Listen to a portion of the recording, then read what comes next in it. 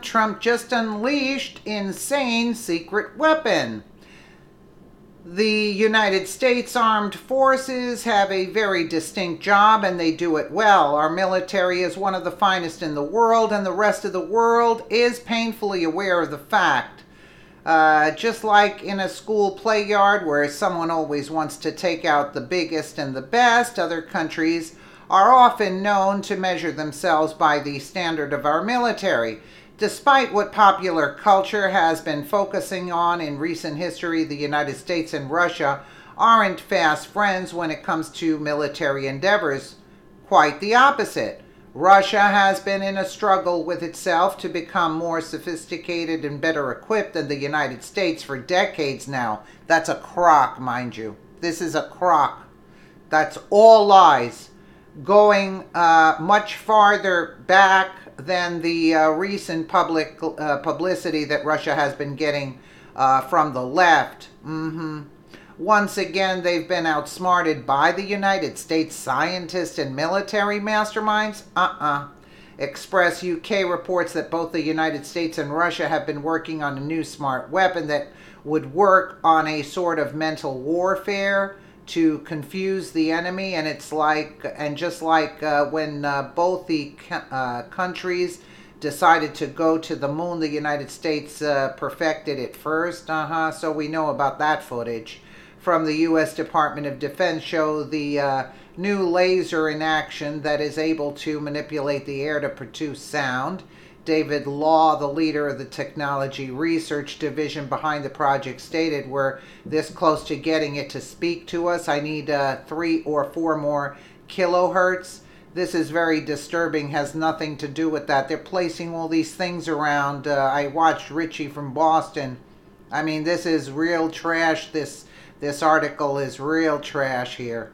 The technology surely takes the U.S. competition with Russia to a new level.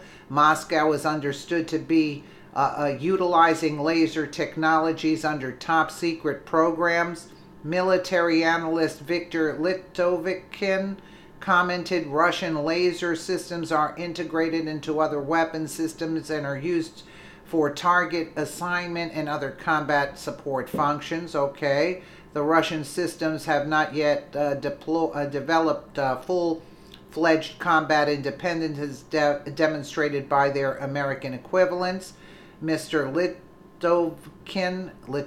Litovkin, okay, was eager to describe fundamental flaws of U.S. lasers, hitting that the technology still has many areas to improve in order to be useful in a combat scenario. He went on, "At the moment, American laser weapons can operate only in a clear, sunny weather where when there is no rain, fog, or dust." Well, that totally eliminates it because of all the weather, chemtrails being sprayed. So you can just imagine what's taking place. So if it can't work with that, well, it never works because we never get the skies without it being cloudy every day, basically. And then add to this the chaos of real combat conditions when the Earth is exploding on every side. The U.S. Joint Non-Lethal Weapons Program, everything the opposite of what the title is working to achieve a process known as the laser-induced plasma effect with the new technology that could develop exponentially in the next few years, which we don't need at all. Colonel Mikhail Kodrenok declared that a previous laser was tested 3 years ago. He explained the previous laser prototype was tested in the Persian Gulf 3 years ago aboard an amphibious, the USS Ponce or whatever. Navy commanders were not satisfied with the results of the test of a 30 kilowatt gun, and the project was transferred to another company. The weapon displayed, it made up 2 parts of a femtosecond laser, is used to shoot light for 10 to 15 seconds that rips electrons from air molecules. The result of this is a ball of plasma that is then hit with a second nano laser that is tuned to precise wavelengths. The nano laser is able to harness the plasma to produce light and noise. This creates the voice that could soon be far more coherent. It is believed that by utilizing the Kerr effect, applying small changes in the system's refractive index could make it easier for the process to be conducted from longer ranges. Mr. Laud added, range is a function of the optics. The bigger the mirrors, the farther the range. This is the first non-lethal weapon that could go out tens of kilometers.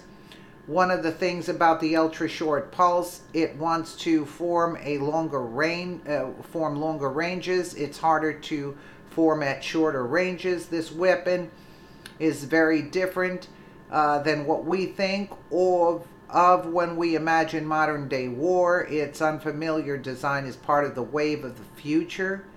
What a future. Our modern militaries have to stay up to date with whatever technology will allow to stay ahead of any country. That might want to take on the biggest kid in the schoolyard just to gain some clout. Case in point, North Korea seemed only to have a few things on their minds when they threatened the United States. First, self-preservation, and second, world domination. Oh boy, what an article. While it's hard to know what goes through the minds of a dictator, it appears that only the absolute assurance of complete annihilation made the North Korean dictator stand down and agree to diplomatic talks. No, it was Trump speaking to him, that's all. That's what made it. It's not the weapons and everything.